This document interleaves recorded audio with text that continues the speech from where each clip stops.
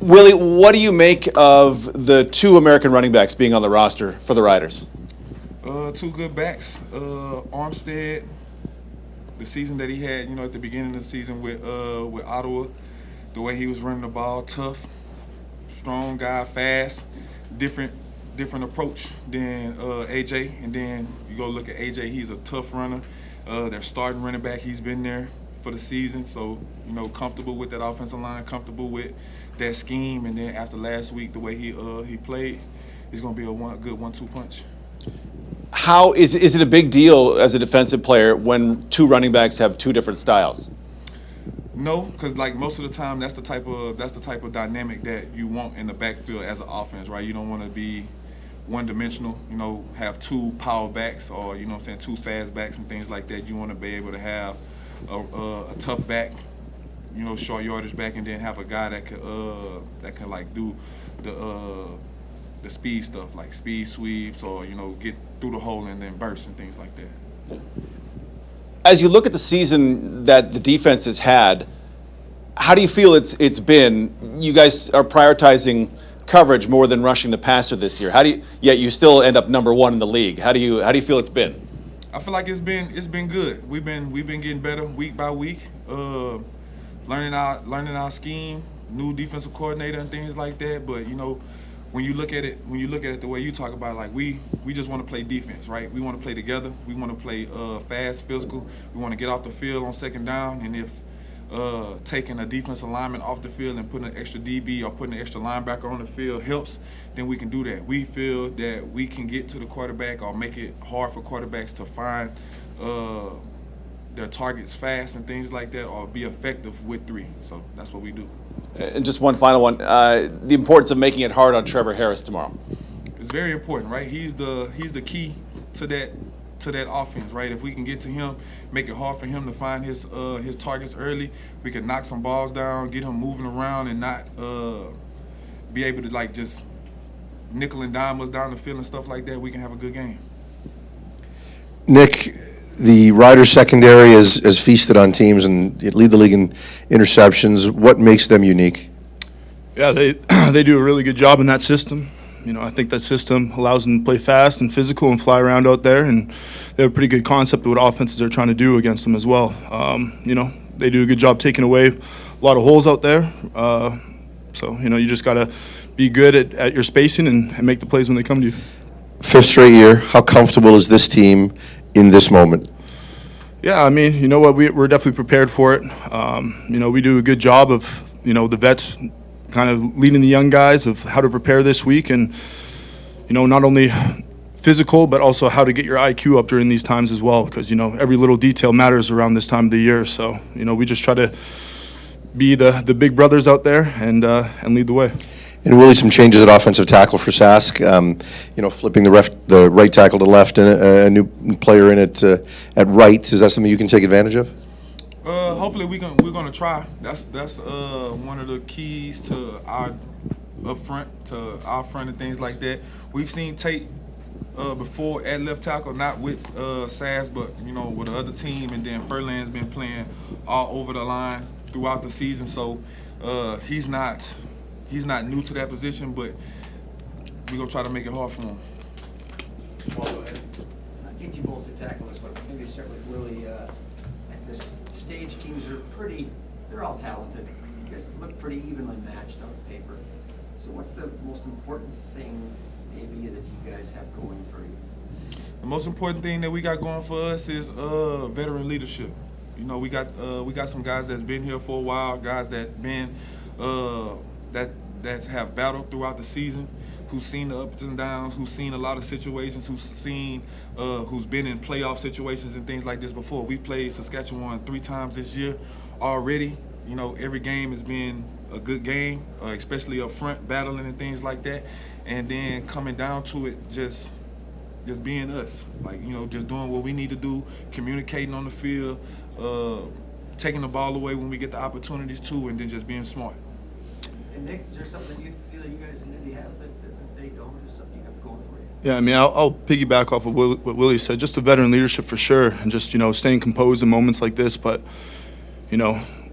when we're talking about the composure, I mean, our fans are definitely going to add that, that next step to it as well. So just being here at home, being comfortable in our own locker room, and also having the environment of the fans come into play too. That's going to be a huge factor for us as well. What's harder, getting to the top or staying? Nah, I mean, I'd say staying there. It's hard to be consistent in this league, especially when you play each other so many times. As Willie said, this is our third time playing them, so it's tough to beat a team that many times. So to get to the top, to stay there, it's definitely the harder route. You agree, staying stubborn? Yeah, most definitely. Staying at the top is always hard, especially when because at the top you have a target on your back, and that's like Coach O'Shea said it at the beginning of the season. Like, we're gonna have that target on our back, but this season is gonna be different. We got new pieces, offense, defense, special teams, but at the same time, we wanted to be the team that we are. Right? We started off the way we started off, but we stayed resilient. We kept fighting, kept our head down, kept coming to work, fighting with each other, making each other better, and at the end of the day, we are what we wanted to be, right? We just got to handle business and go 1-0 this week. Nick, in the early part of the season, the offense had some troubles with turnovers. What happened to change that quite dramatically, probably after Labor Day? Yeah, I mean, we definitely put an emphasis on it, but I think it was just kind of looking at each other, you know what I mean? Some of them were just bad mistakes that you can't make at pro football, and it played against us. For me in particular, I got to carry the ball better, and I made sure I fixed that for my teammates. So at the end of the day, just how do you want to go in and prepare? When it comes to taking care of the football, it's not anything. I mean, it could be what they do, but at the end of the day, that football's in your hands first. So to me, it's like I look myself in the mirror and say, what can I do better to make sure that doesn't happen anymore? And I think that's what we did as a collectively as an offense. You guys started by losing 6 of the first 8 and then won 9 of the last 10 to finish the season. Has there been kind of a roller coaster of emotions for you this season at all? I mean, maybe a little bit, but in the grand schemes of things, I mean, one of the things that we always talked about in our meeting rooms and just in the locker room is just staying composed and just, it's going to be different this year. And, when we stick to the process and just, stick to what we know and keep working at getting better at what we do, I mean, you guys stay level-headed, and that's what we're doing, and just working on the finer details of things and making sure that we got each other's backs. And then just one final one, if I could. For both of you, your favorite thing about a playoff game at home?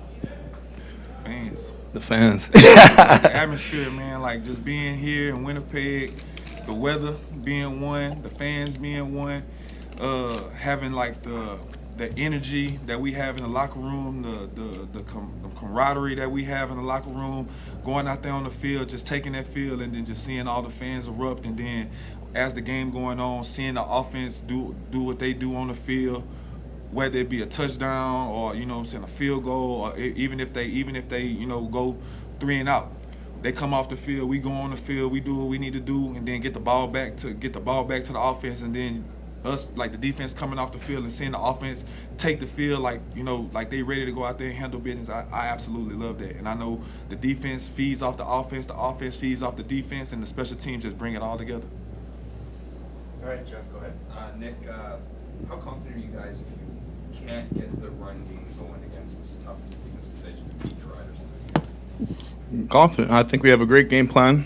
As I said, this defense, they play fast, they play physical. Their schemes are really well to what they want to do out there and the players that they have. But at the end of the day, I think that we can pick them apart, and I think that we can go out there as long as we stick to our process and stick to our game plan and don't try to do anything out of the ordinary. Just be ourselves. But I know our O-line's going to come to play. I know Brady's going to come to play, and I think the run game's going to be a big thing for us as well. So, I'm excited to go out there. Well, the experience is always going to be a big thing in this game for you guys. You mentioned that veteran leadership. What do you tell the younger guys when games are this intense, when they're this high of stakes, when they can hear the crowd deafening sounds for the game? What do you tell them? Just lock in. You would, like, if you're in this position, you're in this position for a reason, right? You're not out there by yourself. You got veterans all around you. Just lean on us. This is exactly what we're here for, especially my young guys, right? I tell them to lean on me as much as they can, lean on Jake Thomas as much as they can. We've been here, we've experienced the playoffs, home and away. We've experienced, you know, the loud crowds. We experienced being down, having to come back and things like that. So if you need somebody to look to for, you know what I'm saying, for some confidence, for some motivation, for some reassurance, look at me. Look at Jake. On the back end, look at BA, look at Dietrich, look at Retta. You know, all those guys, we've been here. We've done this. Like, you know, we not gonna lead you in the wrong direction. We want everybody to be where they need to be. We need everybody to play to a high expectation. But don't put too much on yourself. Just do what you need to do, be where you need to be, and we're gonna make it happen. Just the last one for me. I'll put it up to both of you guys.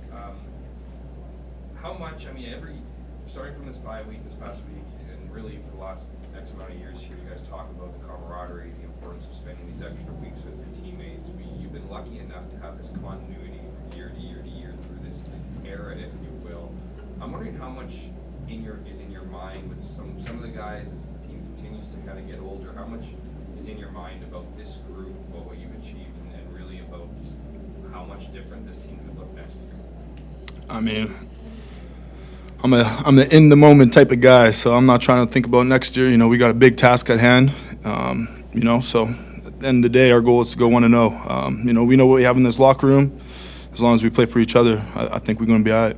Same thing with me. We're not worrying about next year. To be totally honest, we're not worried about next week right now. We're worried about tomorrow. We're worried about the Rough Riders. We're worried about taking care of business. Like he said, 1-0. That's it. All right, last question. Farhan? What's the story with the, I don't want to call it doll. Here we go. This is my Black Panther action figure. If you don't know, on defense, we celebrate when guys don't miss practice throughout the year. This is my 5th year being with the team, but also my 5th year not missing a single day of practice. And we usually get Iron Man, but since this is my 5th year and things like that, I've got so many Iron Man and things like that. So I told Rich I wanted something different, and he chose to give me Black Panther. Love it. Yes, How sir. many guys? So I think we have 12 guys who haven't missed a single practice. I can probably name half of them. So it's me, Jake Thomas, Owen, defensive line, Tanner Schmeckel. Then we have Michael Ayers. I don't think he missed a practice. Shane Gauthier. Who else? Bonds. And then a few other guys I can't really name off the top, but we all got Iron Man. Me and Jake, like I said, this is my 5th year winning Iron Man, so that's why I got a different action figure, a different Avenger than the other guys. But Jake this is his 5th year winning Iron Man as well, so instead of getting an Iron Man, he got an Incredible Hulk. Are you going to keep it on the sideline with you or anything like that? Nah, it's going to stay in my locker. It's going to stay in my locker until we finish doing what we got to do. Thanks, gentlemen. Thank you. Yes, sir.